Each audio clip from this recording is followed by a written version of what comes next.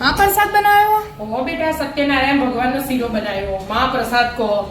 પ્રસાદી માટે હા, બનાવ્યો. પ્રસાદી માટે બનાવ્યો મેં. એકદમ મસ્ત છૂટો છૂટો બન્યો. હા, આ રીતથી બનાવશો ને તો આવો છૂટો છૂટો મસ્ત જ બને. એવું હા, મસ્ત. અને આપણે પ્રસાદી ખાઈએ ને, આપણે કોઈના ઘેર કથા હોય ને, કથા હોય પછી નીચે હોય આપણે ગણપતિ બેહાડી એટલે હોય કથા એનો એવો જ બન્યો છે. કેવી રીતે બનાવ્યો? હેડ શીખવાડ્યું તને એનું.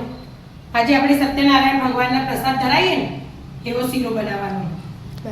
જો મોટો રવો આવે ને એવો લઈ લીધો, એક વાટકી ઘી, એક વાટકી ખોડ, અને આ એ જ વાટકીનું માપ 3 વાટકી દૂધ લઈ લેવાનું.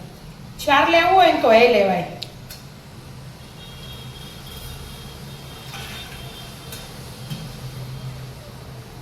ત્રણ વાટકી મેં દૂધ લઈ લીધું. દૂધ આપણે પહેલા ગરમ કરવા મૂકીશું. ગરમ દૂધ જોવો ને એટલે બરાબર. હા, એમાં 1 ચમચી ઘી નાખી.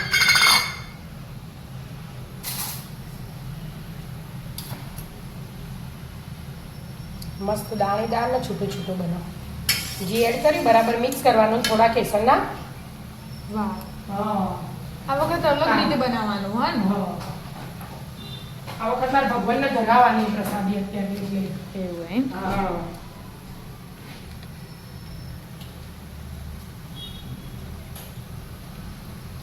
થોડા તાતા એડ કરી દેવાના કેસરના એટલા માટે. અને દૂધને ગરમ થવા દેવાનું. મસ્ત ચડી ગયું કે? હા, મસ્ત સોજીએ ને જો ફૂલીએ ને આ ઘડીક વાર કાજુ બદામ અને દ્રાક્ષ આપણે ઘીમાં શેક્યા નહીં એટલે આમાં એડ કરી દેવાના. બરાબર. એટલે આમાં ફૂલી જશે આલે દ્રાક્ષ. બરાબર. એટલે જેને નખવી હોય નખો, પણ ભગવાનને બધો ધરાવતો હોય એટલે દ્રાક્ષ લગતા જ હોય. આપણા બાજુ તો બધો સત્યનારાયણ ભગવાનનો શીરો બનાવો ને એમાં દ્રાક્ષ એડ કરું જ. બીજી અમુક જગ્યાએ નહીં કરતા હોય, પણ આપણા બાજુ તો બધા કરે જ છે. હવે ચડવા દેવાનું? ના, હવે થઈ જ ગયું બેટા. આ દ્રાક્ષ ફૂલે એટલી જ વાર. કલર ચેન્જ થઈ ગયો ને જો. કશું. હા, હવે દૂધ એડ કરવાનું. ગરમ કરી ને આપણે હા. એ રીતે 4 વાટકી દૂધ હો, પેલું 3 1 વાટકી જો દ્રાક્ષ ફૂલી જાય એટલે હવે એડ કરવાનું. થોડું થોડું કરવાનું અને મિક્સ કરી જવાનું. પાછું થોડું કરવાનું એટલે વધારે બહાર જાય.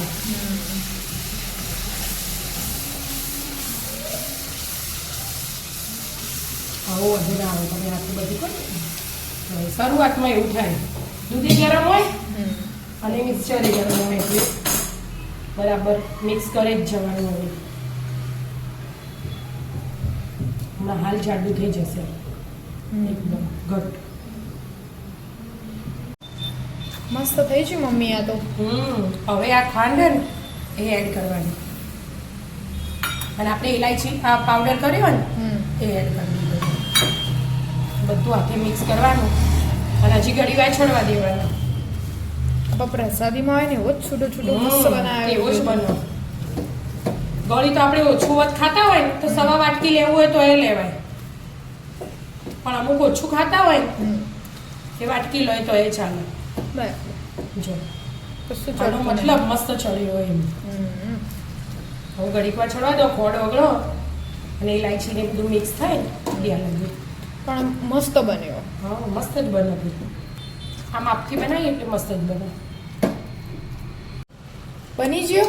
હવે બેટા જો ઘી છૂટી ને એટલે બની ગયું.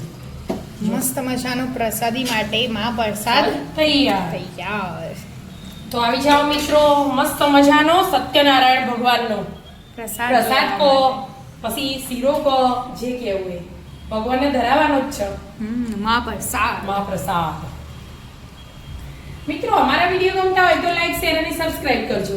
રાધે રાધે.